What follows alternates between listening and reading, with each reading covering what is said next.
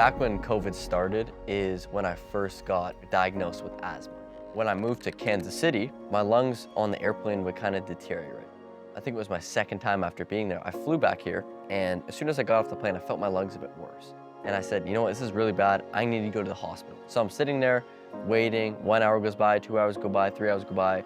They bring me in, they give me an inhaler. I used one puff of it, exited out, went home, went to sleep, all fine. Lionsgate Hospital, they give me a call at 3 a.m. Say, hey Jaxx, we're looking for you, where are you? I said, I went back to my house. My lungs are totally fine now. Really appreciate everything you guys did. Thank you, have a great day. I don't remember waking up after that. So I remember hanging up that phone call, and then somehow I made it from my condo at the Lonsdale Quay. I got to the Lionsgate Hospital, and there's a pole right when you walk in, and I put my hand on this pole, and I remember yelling on my last breath, like, I cannot breathe. They bring me into this room, and now I'm in this room, and there's 8 doctors around me. Like, this is not good. And then this girl doctor walks to the head doctor behind me. It's the last conscious thought I had.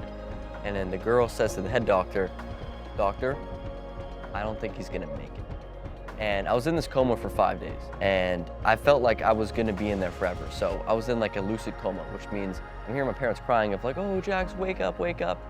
And I can hear it, but I can't feel it, I can't move, and I can't do anything about it. In my head, I'm like, I might be in this coma for 3 years.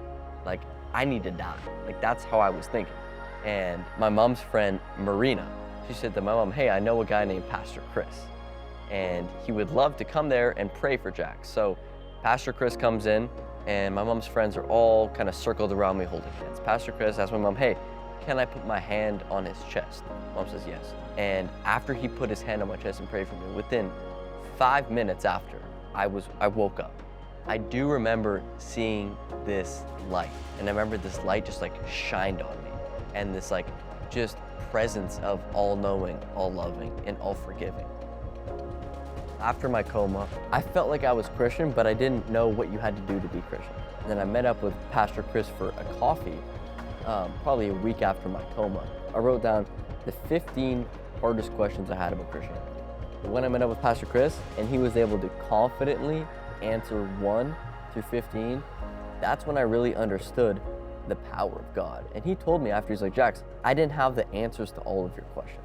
I was talking to God while I was answering your questions. God, give me the right answers for him. And once I heard that, I'm like, wow, that's the true power. Because I realized that he didn't actually have the answers, but God had the answers. And God could speak through him to me, just like God took his hand, put it on my chest, and woke me up from the coma. When I went back up to my mom to talk to her, I remember just like hugging my mom and just like thanking her so much and thanking God so much for planting that seed in my life. And now I'm getting baptized and fully surrendering my life to Jesus Christ. The Holy Spirit is in a lot of people. It's in Pastor Chris. That's why he was able to save my life. And I want to have the Holy Spirit inside of me so I can go save more people, so I can help more people rise up to the kingdom.